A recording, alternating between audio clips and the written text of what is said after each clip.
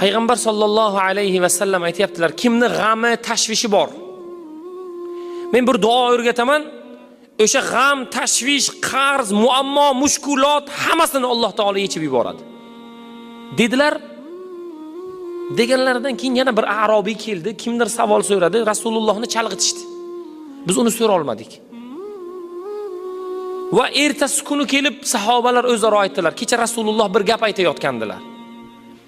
O'sha gapni biz ilg'a olmadik, deganda bir sahobiy aytdi, men borib Rasulullohni oldilaridan shu gapni, men shu duoni so'radim, o'rgandim.